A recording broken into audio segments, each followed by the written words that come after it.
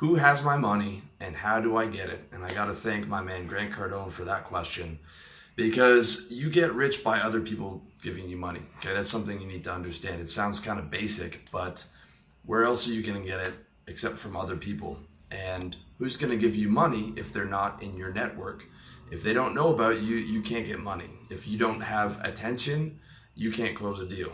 Okay, your network is your net worth. But I'm not talking about traditional networking. I still think that's garbage. If you remember my article and my video on networking and why it's a waste of time, I absolutely still believe that.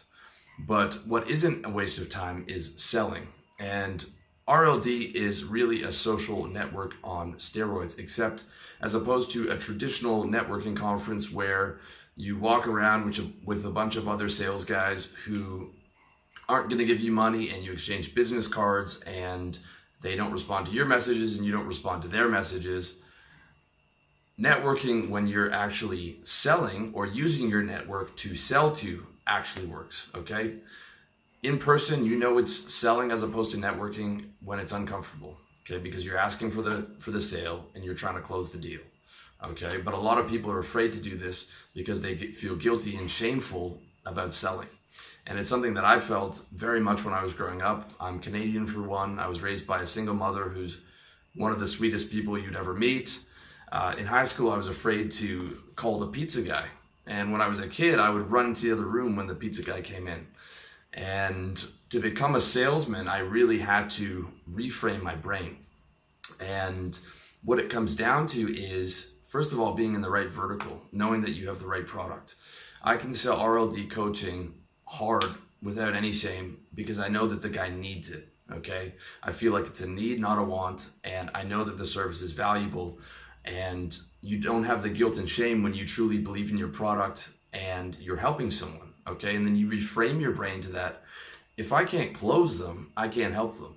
And if I don't get paid, I can't help people, okay? And in a service-based business, you can help thousands, if not tens of thousands of people over a lifetime, but you can't do that if you don't close. So you have to start thinking that way, that by closing them, you're solving a pain point, offering a solution, serving them better than anyone else in your vertical, and that it's the right thing to do, okay?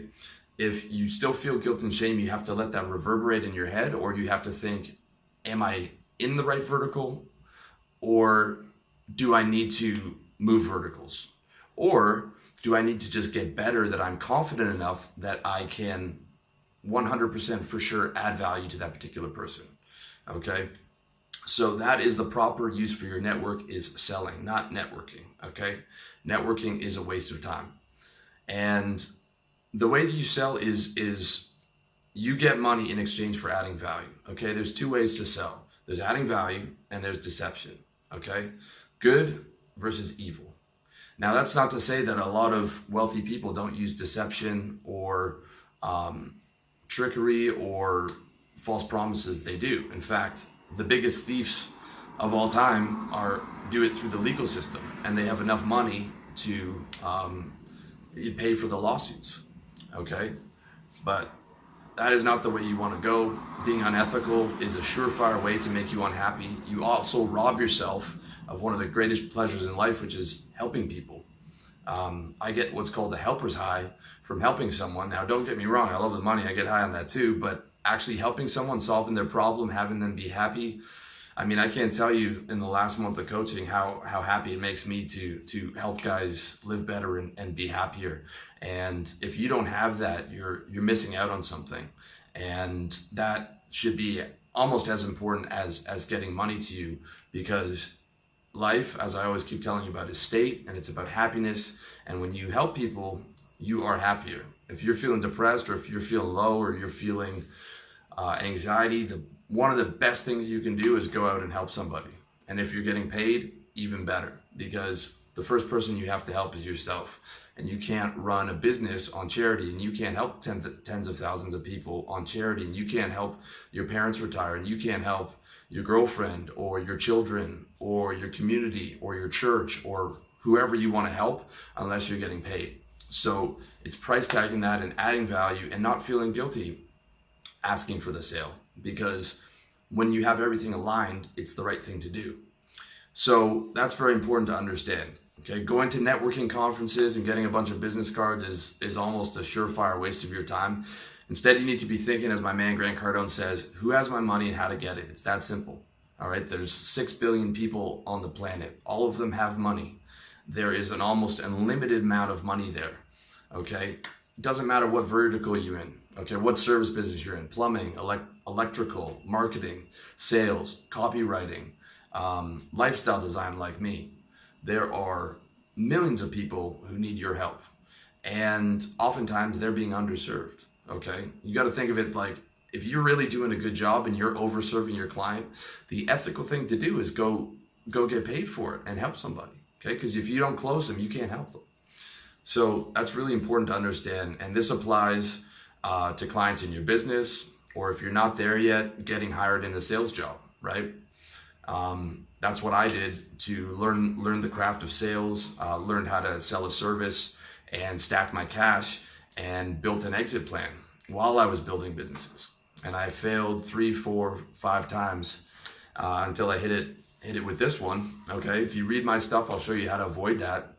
But whether it's getting hired in a sales job, whether it's getting a girlfriend, whether it's getting clients in business, you name it, you got to go out and close. Okay, so to get money, all you need to do is 3 things. Okay, figure out who has your money, figure out what value you need to add to their lives to get it, and then ask for the sale and close. It's that simple.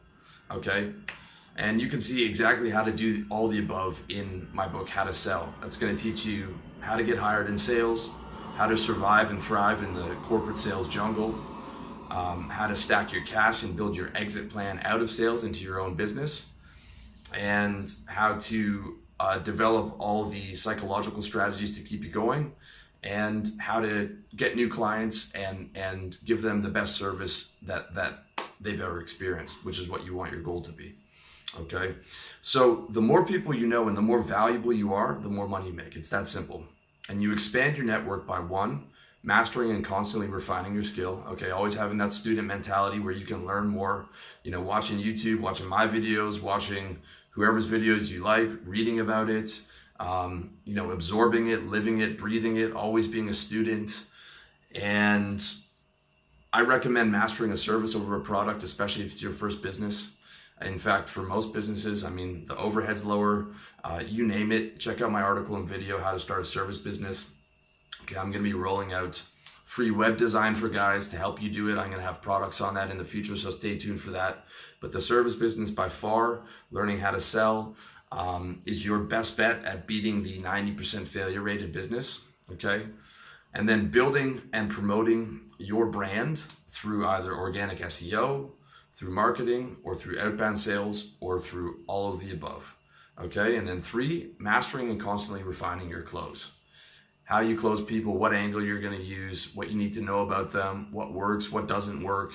Every time you get off the phone or after you've spoken to someone, do a debrief, figure out what you need to do better, constantly honing that skill. Okay, the truth is Warren Buffett didn't get rich off stock picking. He only earns 20% a year. Okay, so did George Soros, so does Ray Dalio, the best in the world.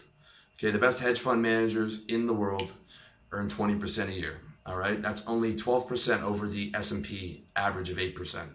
Okay, he didn't get rich off that, right? He didn't get rich off taking the $20,000 or $30,000 he had saved up at 23 and making 20% a year. Okay, sure, he would have got comfortable, especially adding income to that. He would have been a millionaire a few times over, but he wouldn't be worth 40 billion. Okay, that's the difference. He wouldn't be worth 40 billion. He got rich off of selling that service to millions of people. Okay, the service being a 12% net return over the S&P average, especially to wealthy people. Okay, to selling that to another guy worth $100 million or $1 billion, 12% a year over the S&P is massive, especially when you factor in compound interest. So he got rich off of making wealthier people wealthier by selling the service of a 12% return over the average of 8%. Okay, Warren Buffett's in a service business. All right, just so you know. And he got rich off of opium. right? Or other people's money. That's why the diploma from the Dale Carnegie course still hangs in his office, and he said it was the most valuable education he ever got. How to Win Friends and Influence People is the name of the game when it comes to getting opium. Check out my article and video on that. The Dale Carnegie book, How to Win Friends and Influence People, is one of the best books I've ever read. It totally changed my life and how I relate to people. It's all positive thinking. It's all adding value. And I got an article summary for you and a video summary, as well as how I implemented that, which I think you would be really, really useful to you. And I mean, that applies not just to selling clients, but to selling investors or getting loans. I mean, I know a guy for his business, he did $150 million debt deal, right? He got $150 million in debt from his relationships with bankers, from building that network, from asking for the sale, for adding value, and for closing. Okay.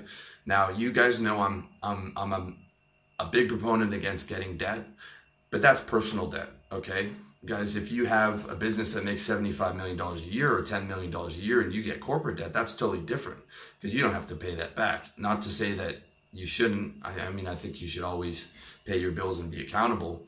But I mean, that 20 grand in credit card loans is going to kill you. And, you know, you're going to get in trouble for that. But, you know, corporate debt is a totally different ballgame. Okay. So that's higher level stuff, but I'm saying it applies to every area.